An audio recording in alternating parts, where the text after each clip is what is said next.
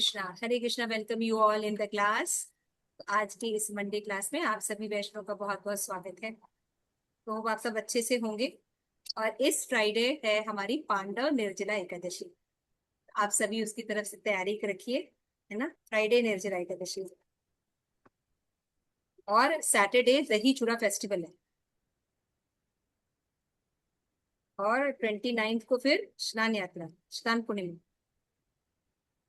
सब फेस्टिवल है। आप लोग सब लोग अपना तैयारी रखिए, भगवान की कृष्णा कॉन्शियसनेस में रखिए अपने आप को। ठीक है, तो आइए क्लास शुरू करते हैं। हम पढ़ रहे हैं श्री प्रभुपाद की बहुत इंटरेस्टिंग बुक आत्म साक्षात्कार का विज्ञान। उसमें हम जो चैप्टर ले रहे हैं वो है, आज नया चैप्टर है सर्वोत्कृष्ट प्रेम, है ना। तो आइए पढ़ते हैं। नमो विष्णुपादाय कृष्ण प्रेष्ठाय भूतले श्रीमते भक्ति वेदांत स्वामिनिति नामिने नमस्ते सारस्वती देवी गौरवाणी प्रचारिणे निर्विशेष शून्यवादी पाश्चात्य देश तारिणे। जय श्री कृष्ण चैतन्य प्रभु नित्यानंद श्री अद्वैत गदाधर शिवासादि गौर गोविंद। हरे कृष्णा कृष्ण कृष्ण हरे हरे, हरे राम राम राम हरे हरे। श्रील प्रभुपाद की जय। आध्यात्मिक जीवन का अर्थ है भगवान का संग प्राप्त करना और सच्चिदानंद जीवन व्यतीत करना। इस शाश्वत संग का अर्थ हुआ कि कृष्ण के साथ क्रीड़ा करना, उनके साथ नृत्य करना एवं कृष्ण से प्रेम करना। अथवा श्री कृष्ण आपके पुत्र बन सकते हैं जिस रूप में भी आप उनको चाहें। जब तक व्यक्ति कृष्ण से प्रेम नहीं करता तब तक वो कुत्ते बिल्ली देश राष्ट्र समाज के पास प्रेम को समाप्त नहीं करता, अथवा उसके स्थान पर अपने प्रेम को कृष्ण पर केंद्रीभूत भी नहीं करेगा। तब तक सुख की कोई प्रश्न नहीं। तो देखिए, हम लोग पिछले चैप्टर जो पढ़ रहे थे उसमें हमने पढ़ा था कि श्री प्रभुपाद ये प्रतिपादित कर रहे थे कि भगवत साक्षात्कार करना ही जीवन का लक्ष्य है। आज के युग में अगर ये टॉपिक श्री प्रभुपाद दे रहे थे, it is very very interesting topic, है ना। फिर हमने देखा कि कैसे प्रभुपाद ने ये एस्टैब्लिश किया कि भगवत साक्षात्कार जो है वो मनुष्य जीवन का लक्ष्य हो। और लंदन में श्री प्रभुपाद वो कन्विंस कर रहे हैं। अब प्रभुपाद बता रहे हैं कि भगवत साक्षात्कार अगर कोई व्यक्ति करता है तो उसमें क्या होता है। इसमें ये होता है कि जो सर्वश्रेष्ठ रस है कृष्ण प्रेम, कृष्ण जो है उनका जो प्रेम प्राप्त करना। तो प्रेम का मतलब क्या होता है? प्रेम का मतलब होता है भगवान के साथ समय व्यतीत करना, भगवान के साथ रहना, भगवान के साथ खेलना, है ना। भगवान के साथ कुछ रिलेशन में रहना, पुत्र बनना, उनका प्रियतम बनना, सखा बनना। ऐसे रहकर हम भगवान के साथ रहते हैं। ये सर्वोत्कृष्ट प्रेम है। दूसरी बात बता रहे प्रभुपाद, अगर आप ऐसे प्रेम नहीं करते तो क्योंकि जीव का स्वभाव है प्रेम करना, तो किसी न किसी से प्रेम करेगा। तो आपका प्रेम या तो कुत्ते से लगेगा या बिल्ली से लगेगा या देश से लगेगा या राष्ट्र से लगेगा। और आप इनको प्रेम कर कर भी सुखी नहीं हो सकते। ये बहुत इंपॉर्टेंट चीज है ना। हम जबकि अभी अब देखते हैं आजकल की लोग कितनी तरह से प्रेम करते हैं, देश और राष्ट्र का प्रेम करके दिखाते हैं, और भी जानवरों से प्रेम करके दिखाते हैं कि वो बहुत सुखी है। नहीं दिखाते ना। आजकल आप लोग कोई भी सीरियल्स देख लीजिए, कोई भी बड़े बड़े टैग्स देख लीजिए। लेकिन प्रभुपाद यहाँ पे बता रहे हैं कि कृष्ण प्रेम जो है वो सबसे उत्कृष्ट है। यदि हम यदि हम कोमल भक्ति लता की सुंदर ढंग से रक्षा करें तो क्रमशः उसमें विशुद्ध भगवत प्रेम रूपी फल की उत्पत्ति होगी। विशुद्ध भगवत प्रेम का अर्थ है कि उस प्रेम में किसी भी प्रकार के भौतिक लाभ की इच्छा, शुष्क ज्ञान अथवा सकाम कर्मों के लिए स्थान नहीं है। विशुद्ध प्रेम का अर्थ यह जानना है कि भगवान महान है, मैं उनका अंश हूँ और अतएव वे मेरे परम प्रेमास्पद हैं। यह भावना मानव जीवन की सर्वोच्च सिद्धि है और आत्म साक्षात्कार की समस्त विधियों का अंतिम लक्ष्य है। यदि कोई इस स्तर की प्राप्ति करता है, केवल भगवान ही मेरे प्रियतम हैं, केवल श्री कृष्ण ही प्रेम करने योग्य हैं, तब उसका जीवन पूर्ण है। और जब वह श्री कृष्ण के साथ उस अप्राकृत संबंध का रसास्वादन कर लेता है, तब वह वास्तविक सुख का अनुभव करता है। उस समय भक्ति लता इतनी दृढ़ता के साथ संरक्षित हो जाएगी कि केवल इसे पकड़े रहने से वह परम गंतव्य तक पहुंचने में समर्थ हो जाएगा। यदि कोई एक वृक्ष पर दृढ़ता से चढ़ता है तो वह अंततः उसके शिखर पर पहुंच जाता है। उसी प्रकार यदि कोई भक्ति लता के सहारे भगवान का प्रेम प्राप्त कर सके तो इसमें कोई संदेह नहीं कि वह श्री कृष्ण के दिव्य धाम पहुंच जाएगा और उसे व्यक्तिगत रूप से उनका संग प्राप्त होगा। ठीक उसी प्रकार जैसे हम यहाँ एक दूसरे का प्रत्यक्ष संग कर रहे हैं। भगवान काल्पनिक नहीं है, वे उतने ही सत्य हैं जितने कि हम वास्तव में हम लोग भ्रम में पड़े हुए हैं। हम यह सोचकर जीवित रहते हैं कि शरीर वास्तव में हमारा स्वरूप है। यद्यपि यह शरीर बिल्कुल ही वास्तविक नहीं है, केवल एक अस्थायी अभिव्यक्ति है। हमें तो यह कल्पना करने का दुस्साहस कर हम तो यह कल्पना करने का दुस्साहस कर बैठते हैं कि भगवान है ही नहीं, और यह कि उनका कोई स्वरूप नहीं है। मन का यह अनुमान केवल अल्प ज्ञान के कारण है। भगवान श्री कृष्ण और उनका धाम वास्तविक है और हम वहां जा सकते हैं। भगवान के धाम पहुंचकर उनका संग लाभ कर सकते हैं। यह एक तथ्य है। आध्यात्मिक जीवन का अर्थ है भगवान का संग प्राप्त करना और सच्चिदानंद जीवन व्यतीत करना।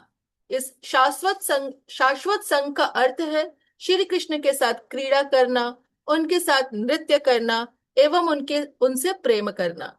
अथवा श्री कृष्ण आपके पुत्र बन सकते हैं, जैसा भी आप चाहें।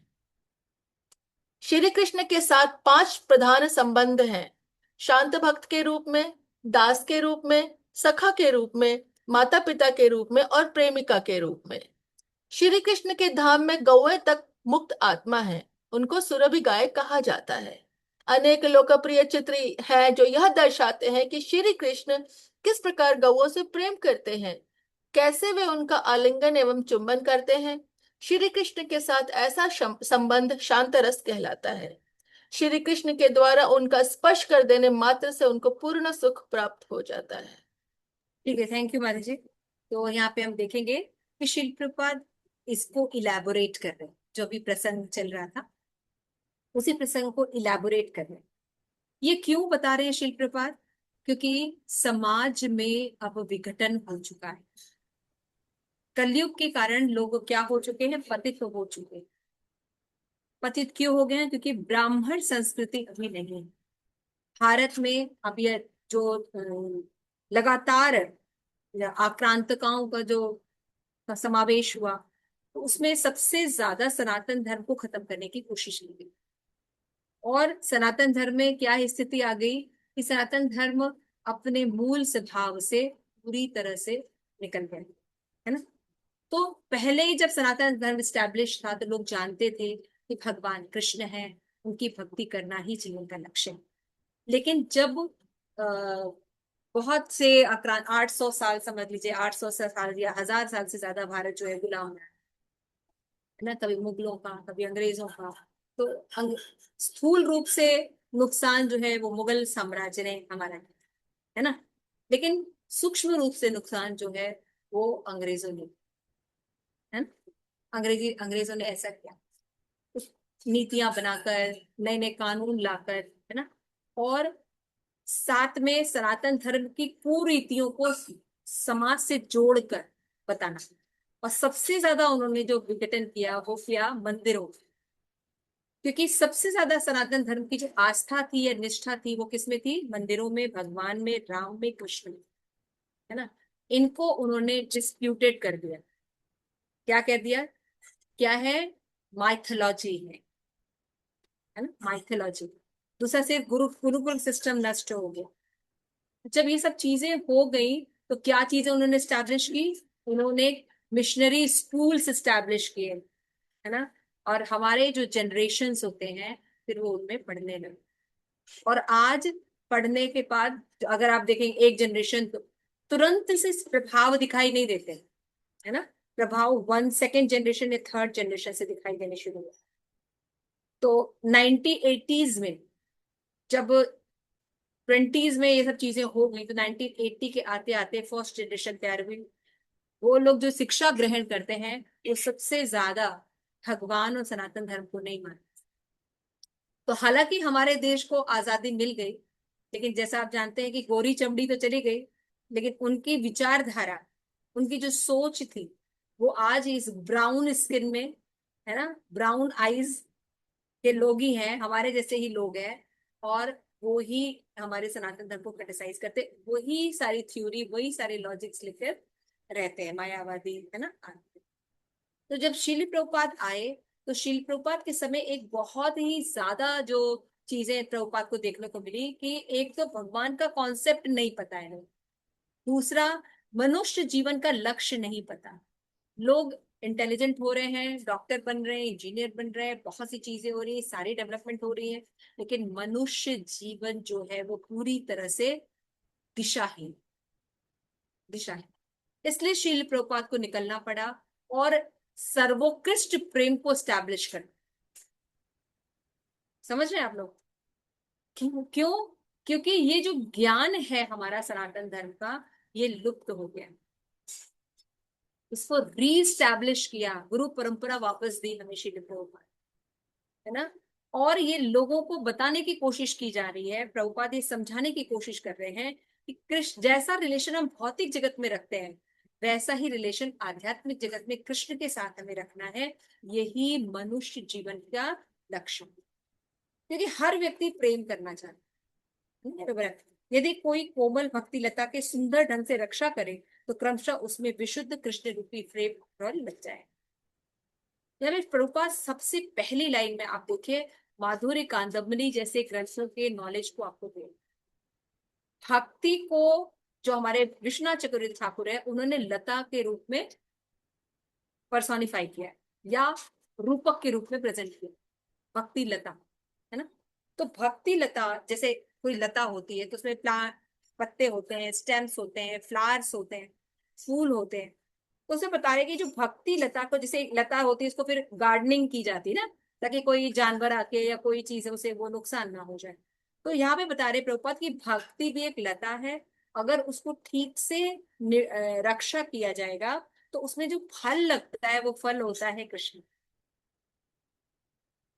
आप लोग कोई मुझे ये बताइए कि प्रभुपाद ये जो बात कह रहे हैं कि भक्ति लता में जो फल होता है कृष्ण प्रेम, ये अपने मन से ही बोल रहे हैं ना प्रभुपाद? कोई शास्त्रीय प्रमाण है इसका?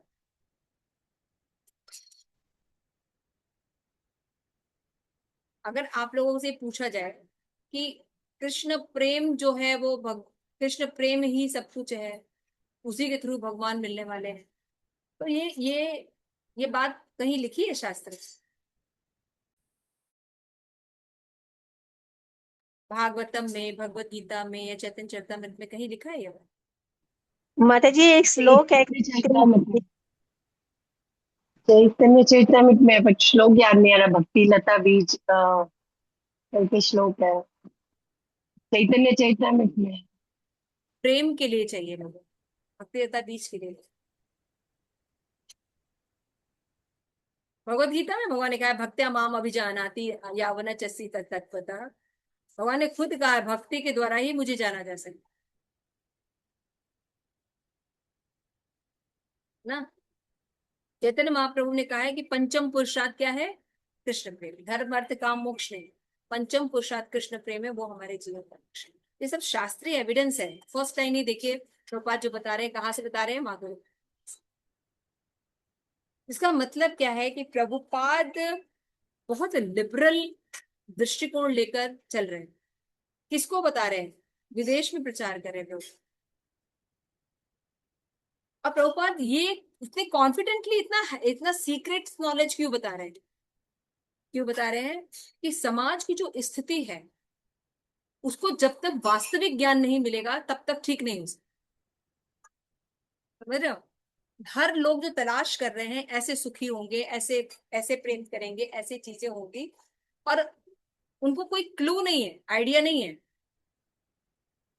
प्रभुपाद के पास क्लू है, इसलिए श्रील प्रभुपाद इतने ग्रंथों को बोल रहे हैं। और किसके सामने बोल रहे हैं? विदेश में प्रचार कर रहे हैं श्रील प्रभुपाद। और वहां भी प्रचार करने में वो हेजिटेट नहीं कर रहे हैं, क्योंकि प्रभुपाद को ये विश्वास है, हर व्यक्ति, हर जीव भगवान का अंश है।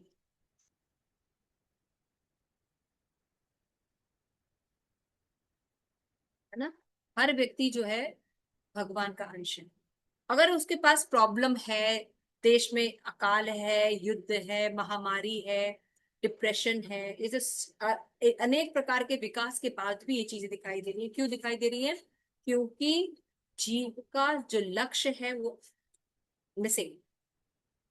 और सनातन धर्म में ही इसकी व्याख्या है, भगवत गीता में व्याख्या है, श्रीमद् भागवतम में व्याख्या है, चैतन्य महाप्रभु ने इसको इलैबोरेट किया। उसी विशुद्ध ज्ञान को जब वो देते हैं तो जो नहीं भी जानते हैं उनको लगता है, वो कनेक्शन फील करने में श्रील प्रभुपाद के डिसाइपल्स पर। और उन्होंने फिर से इस सनातन धर्म को रिस्टैब्लिश किया इस काम के लिए।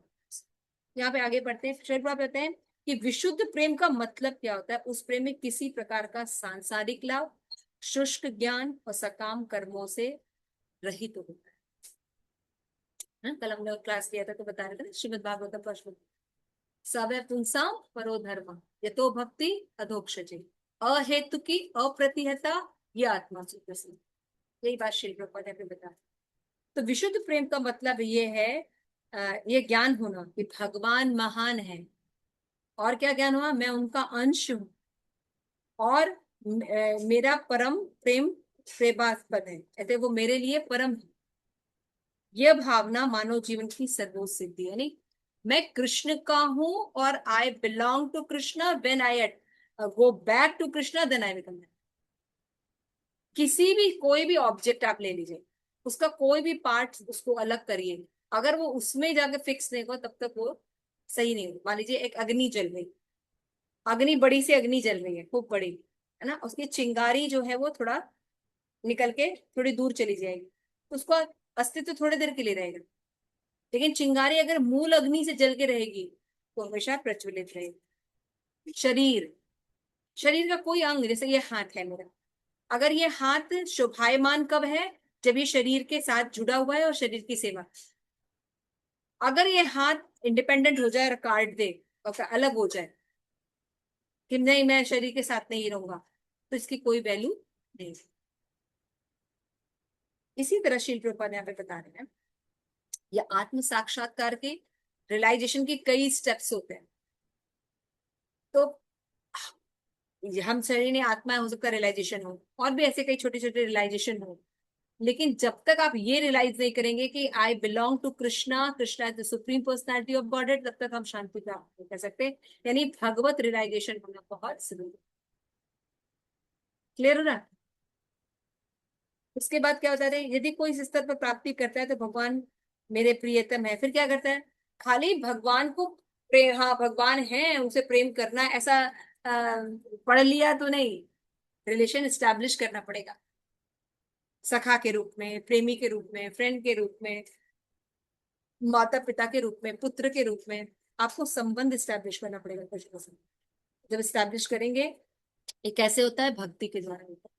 और फिर व्यक्ति जो है फिर अपनी स्थायी श्रद्धा और सुख का आस्वादन कर सकता है। यहाँ पे बता रहे प्रभु, उस समय भक्ति लता चारों ओर इतनी दृढ़ता के साथ परिलक्षित हो जाती है कि केवल भक्ति लता को पकड़े रहने मात्र से गंतव्य तक पहुंचने में समर्थ है। ये बहुत इंपॉर्टेंट है। हमको मान लीजिए कोई गुरु भी मिल गए, उन्होंने हमें बीज भी दे दिया, है ना।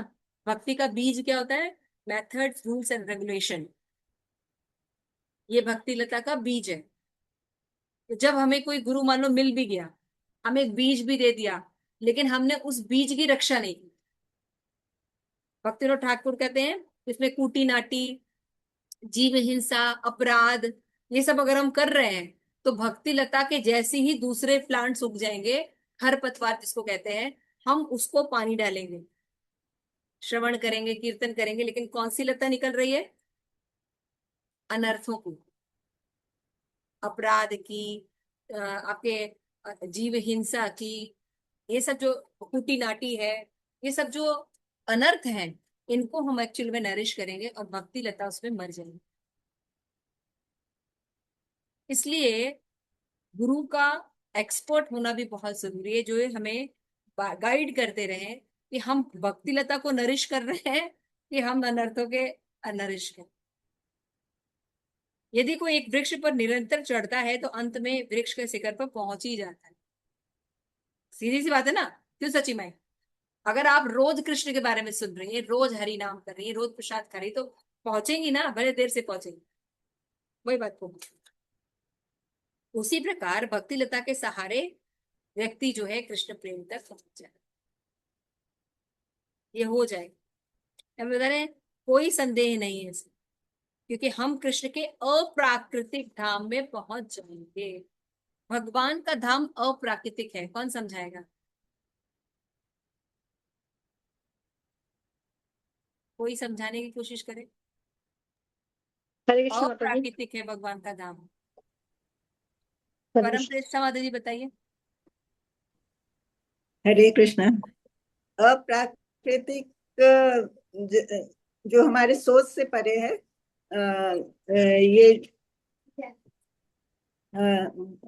आप ये कह सकते हैं कि वो हमेशा ही हमेशा ही थे, हमेशा ही है, उनका धाम हमेशा ही रहेगा। वो भगवान का धाम जैसा कोई दूसरा हो ही नहीं सकता। यस, प्रेम मंजरी माता जी। हरे कृष्णा माता जी। आवाज आ रही है माता जी? Yes yes.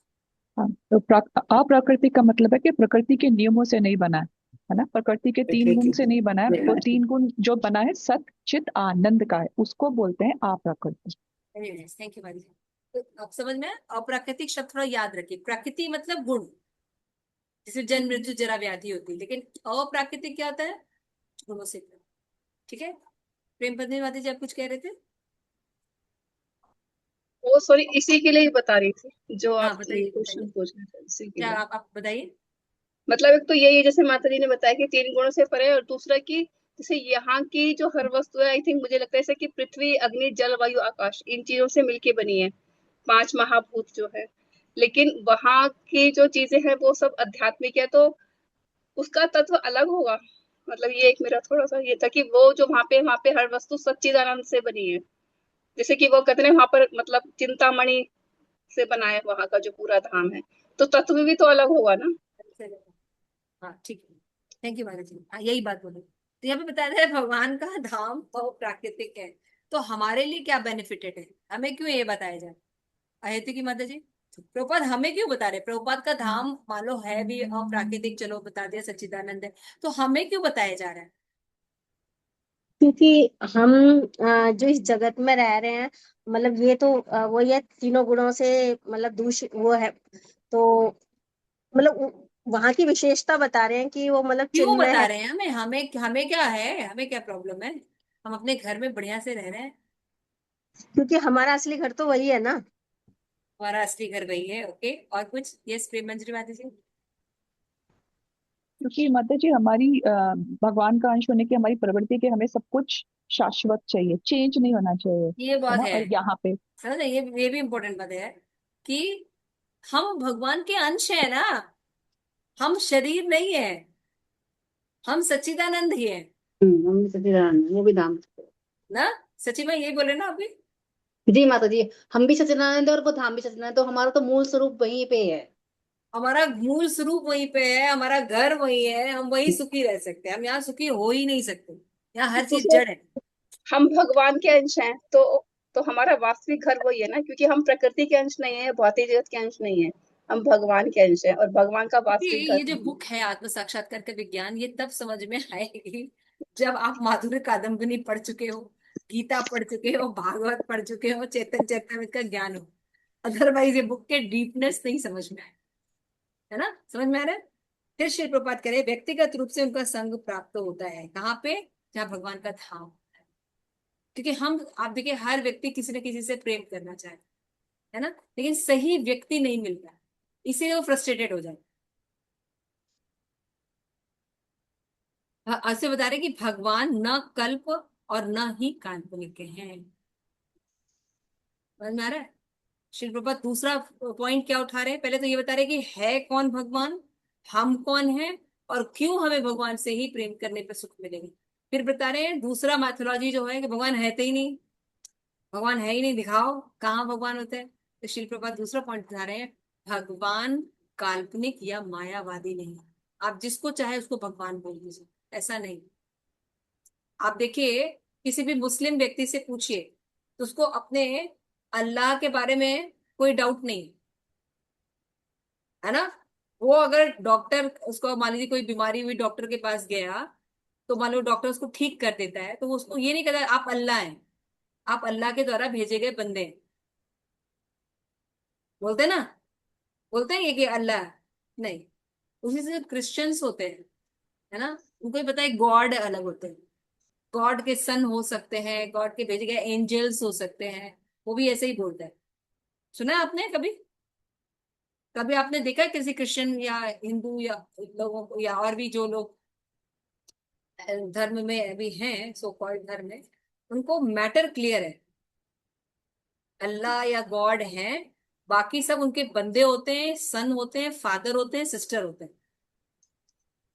लेकिन अभी एक अभी जो हिंदू कल्चर को जो फॉलो करते हैं, वो लोगों को, अभी हम लोग डॉक्टर को क्या बोलते हैं, आप भगवान है। सबको ही भगवान बता देते हैं, थोड़ा सा भी हर कुछ दूसरे फर्क नहीं व्यक्ति को है। भगवान बनाने में, अगर कोई थोड़ी सी हेल्प कर दिया हमारी, कुछ ऐसा कार्य करते हैं, हम उसको तुरंत भगवान बना देते हैं। अब अंतर ये देख रहे देखो हैं? कि ना, हिंदू लोग हैं जैसे कृष्णा रेस्टोरेंट, राधा रानी रेस्टोरेंट, मतलब लेकिन कोई अल्लाह बीड़ी ऐसे कोई रखता है क्या? ये मतलब हाँ, जीसस कुछ क्राइस्ट नहीं। बीड़ी ऐसे कभी रखता है कोई मॉमडन या ना, क्रिश्चियन? वो आप ये बोल सकते हैं कि भाई जो आप वैद्य हैं या डॉक्टर हैं, आप पर भगवान की कृपा है या भगवान की योजना से आप मेरे पास आए, और आप भगवान के बराबर हैं। हाँ, हम कि उनको वो आपने नहीं बोलते भगवान हैं, को हम ही सीधे बोलते भगवान हैं नहीं रखा डॉक्टर है। ही भगवान है। तभी तो गला काटता है डॉक्टर। है ना, अतड़ियां निकाल लेता है, बेच देता है। भगवान ही तो है डॉक्टर। तो ये सब चीजें हमें, देखिए कैसे हमारे सनातन जो सबसे उत्कृष्ट धर्म है, उसका नाश है। और शिल प्रपात इस इस्कॉन मूवमेंट के द्वारा, देखिए बातें बहुत छोटी छोटी हैं, लेकिन इससे डिस्ट्रक्शन पता चल रहा है। क्यों गलत होके भी वो लोग अच्छे लेवल पर हैं, धर्मांतरण करा रहे हैं, सब अच्छे लेवल पर है, क्यों? क्योंकि वो फिलॉसफी सही रखे हैं। विकास की जो फिलॉसफी है उसको मानते हैं। आप उनसे पूछिए धर्म बना कि संविधान बना, क्या बोलेंगे? क्या क्या धर्म बड़ा या क्वेश्चन? संविधान। संविधान, अच्छा, वो तो धर्म को बड़ा धर्म को बताएगी। बड़ा बताएंगे। और हम हिंदू लोगों से पूछा जाता है तो क्या बोलते हैं? संविधान बड़ा है। इसीलिए हमारी ये हालत ऐसी है। और उनको क्या दिखाते हैं कि वो लोग अनपढ़ हैं, उनको कुछ पता नहीं, हो धर्म को मान नहीं। धर्म के बाद से संविधान आता है। संविधान धर्म से बड़ा संविधान नहीं होता है, धर्म के नहीं, नियमों को ही लेके संविधान चलता है। बिल्कुल। समझ में आ रहा है? और वो ये बात जानते हैं कि हम जो धर्म को फॉलो कर रहे हैं उसमें संविधान का कोई लेना देना नहीं। इसलिए वो सीधे सीधे जानते हैं, वो अपने धर्म को मानते हैं, और इसलिए वो धर्म के नाम पर कुछ भी करते हैं, उनको कुछ गलत नहीं लगता।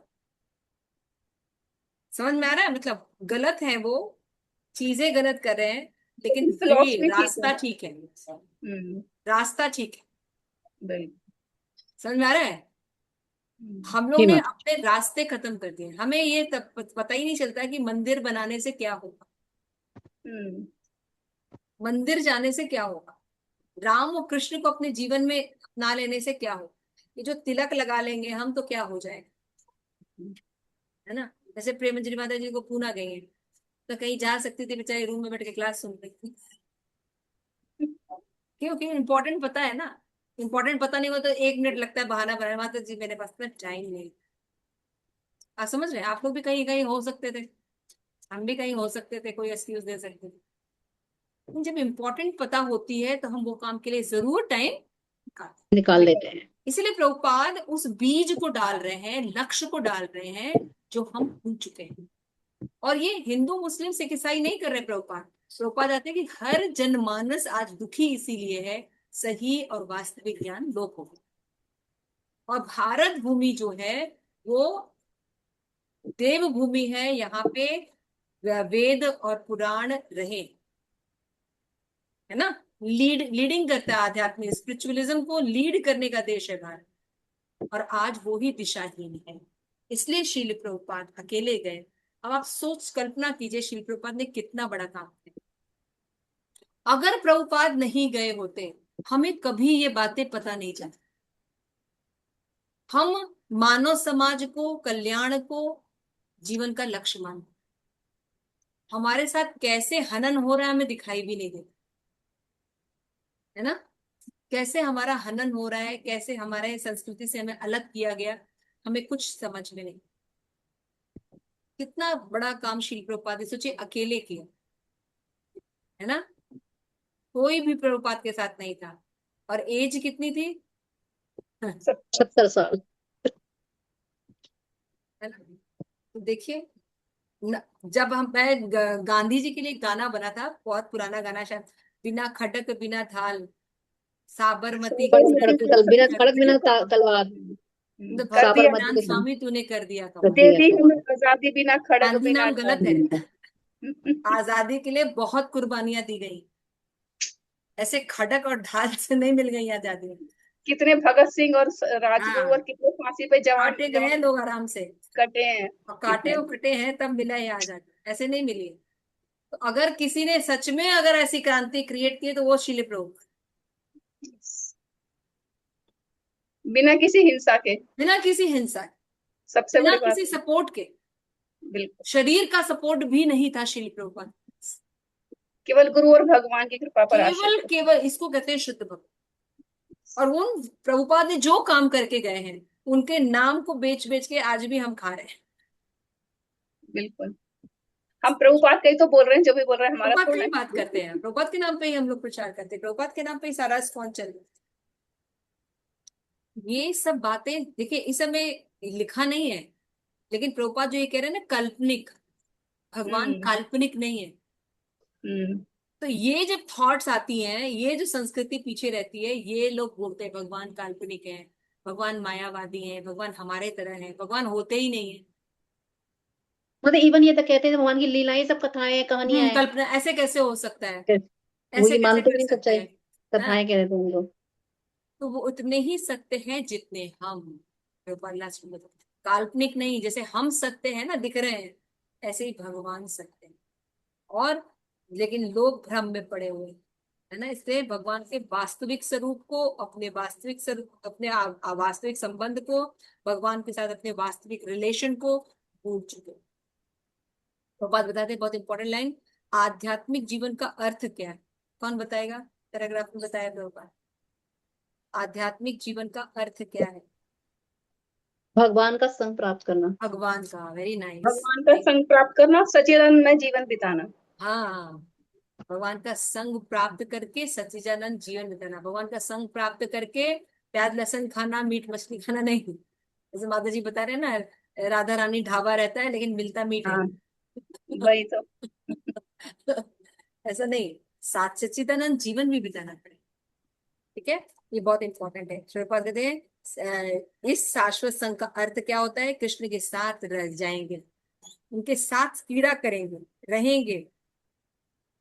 ये नॉलेज होना बहुत जरूरी जैसे गुरु महाराज है। बताते हैं ना, हाँ हमारे जीवन का, मनुष्य जीवन का लक्ष्य क्या है कि राधा कृष्ण की जो नित्य पार्टी है, मतलब जो नृत्य पार्टी है, डांसिंग हाँ, पार्टी में पार्टिसिपेट करना, यही साहब, हाँ मनुष्य वही जीवन बोले। का लक्ष्य है। और हम हमसे कोई बोलता है तो हम कहते हैं हमारा तो जो जो हमारा जो हीरो है ना, वो वो तो कृष्ण। हमेशा पार्टी में ही रहता है। हम लोग तो परेशान हो जाते हैं, थोड़ा देर शांत हो जाए, एक पैर शांत हो जाए, हम सुखी से रह ले, सो ले।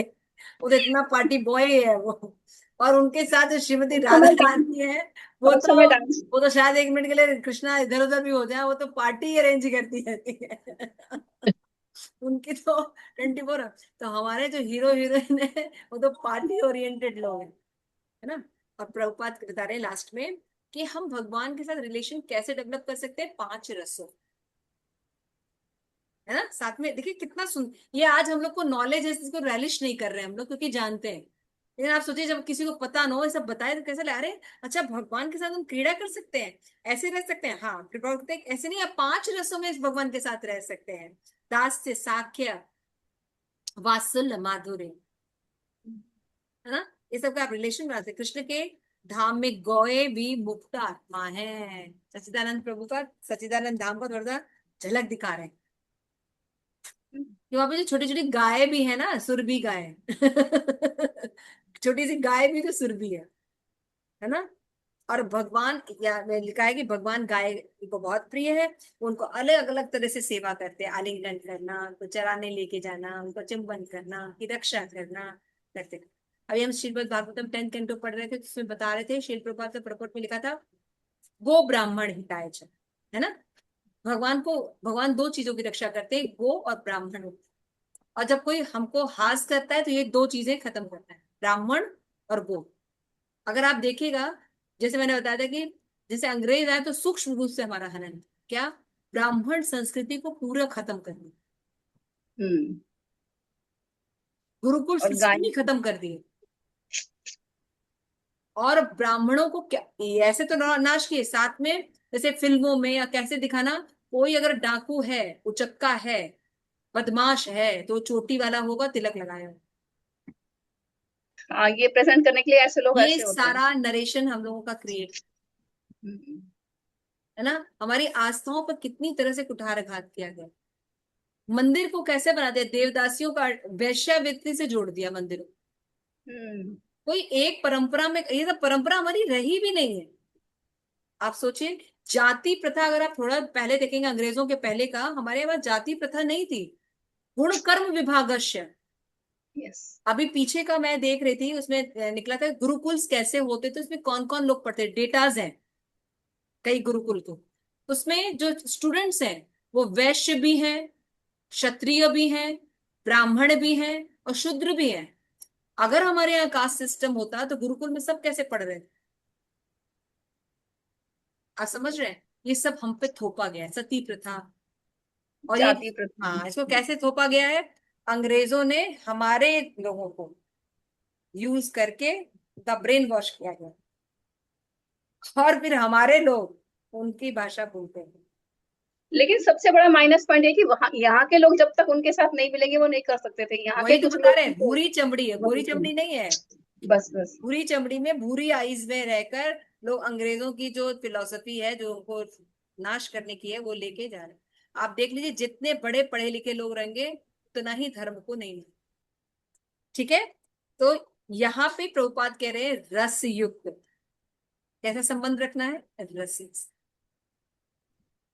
तो इस तरीके से हम देखते हैं कि भगवान कोई शुष्क वस्तु नहीं है, या कोई काल्पनिक धाम नहीं बता रहे हैं प्रभुपाद, या वहां जाके बिल्कुल जीरो आइडेंटिटी हो जाएगी, कुछ करना नहीं है, ब्रह्म ज्योति नहीं है। समझ रहे हैं, पूरा पूरा पूरा रस से, क्रीड़ाओं से, रिलेशन से युक्त है, जैसा हम चाहते हैं। तो जब हमको मान लीजिए ये नॉलेज रहेगा, तो हम जब इनके बारे में पढ़ेंगे, सुनेंगे, तो हम कहाँ जाएंगे, वही जाएंगे ना, जैसा यम यम यापी स्मरण भावम तज्जन्ते। इसलिए इन रसों को पढ़ना चाहिए, श्रील प्रभुपाद के बुक्स को पढ़ना चाहिए, कृष्णा बुक पढ़नी चाहिए। अभी ये आत्म साक्षात्कार का विज्ञान खत्म होगा तो हम लोग कृष्णा बुक शुरू करने वाले हैं। अरे, अरे बहुत, अरे है ना। तो इस तरह से आज हम यहीं तक पढ़ेंगे, क्योंकि इसमें थोड़ा समझने वाला था, इसलिए मैं थोड़ा सा एक्सप्लेन कर दिया आप लोगों को। होप आप लोगों को ठीक लगा होगा। तो ये जो सर्वोत्कृष्ट प्रेम है, ये बहुत इंपॉर्टेंट है। तो सबसे इंपॉर्टेंट चीज ये भी है कि क्या सर्वोत्कृष्ट प्रेम कृष्ण को अगर हम जानेंगे तो बाकी रिलेशंस नहीं रहेंगे, नहीं, बाकी रिलेशन और सुंदर हो जाए। जैसे सेंटर में आ जाएंगे हाँ, सबके। जैसे बलदेव पत्नी माता जी की बिटिया की शादी आज आज देख रही है ना, एंगेजमेंट सेरेमनी, कृष्ण केंद्रित है ना, कृष्ण भावना भावित है, भगवान हो रहा है, कीर्तन हो रहा है, प्रसाद हो रहा है, समझ रहे हो आप, और काम भी हो रहे हैं। हमारे बहुत से माताएं जिन्होंने अपना बच्चों के विवाह किए हैं, उन्होंने कृष्ण भावना भावित होकर विवाह किए। तो कोई भी रिलेशन टूटता नहीं, बल्कि और सुंदर हो जाता है। उसमें अगर कोई प्रॉब्लम भी आती है तो उसको उसको उसको टैकल करने की हिम्मत भी रहती है। अदरवाइज हम खाली सुख सुख तो है नहीं, यहाँ पे दुख भी है। भौतिक जगत में केवल सुख सुख तो है नहीं, दुख भी है। तो जब दुख आएगा तब क्या करेंगे, तो ये कृष्ण भावनामृत के विचार हमें बचा, क्योंकि हमारे पास हायर नॉलेज है। नहीं तो हमारी स्थिति बहुत खराब हो जाएगी, दुख आने पर हमारी स्थिति बहुत खराब हो जाएगी। इसलिए शिल प्रभुपाद के जो आत्म साक्षात्कार का विज्ञान बुक है, ये बुक बहुत सुंदर बुक है। और इसके साथ एक और बुक मैंने पढ़ी थी, कृष्ण भावनामृत एक अनोखी चुनौती, ऐसा है ना बुक। है कृष्ण भावनामृत एक चुनौती एक चुनाव है। वंडरफुल बुक, बहुत सुंदर बुक है। तो ये सब बुक अगर आप पढ़े रहेंगे तभी तो आप कभी किसी को बता सके। जैसे धर्मा बुक अभी हम पढ़ रहे हैं संडे क्लासेस में, जिन्होंने अटेंड किया था, बहुत सुंदर बुक है। इसको कितने अच्छे से प्रभुपाद श्रीमद् भागवतम के कुछ श्लोकों को इतने सुंदर रंग से उन्होंने इलेबोरेट किया। ठीक है, तो आज का जो ये विषय है बहुत इंपॉर्टेंट है कि प्रभुपाद ये बताते हैं पहले कि भगवत साक्षात्कार करना हमारा लक्ष्य है, उसके बाद श्री प्रभुपाद बताते हैं कि भगवत सर्वोत्कृष्ट प्रेम जो है हमारे जीवन का कौन है, कृष्ण। कृष्ण को स्टेप में करने पर हमारे जीवन में मधुरता रहे, भगवान को पकड़ के हम निकल जाएंगे। ठीक है, प्रभुपाद जय।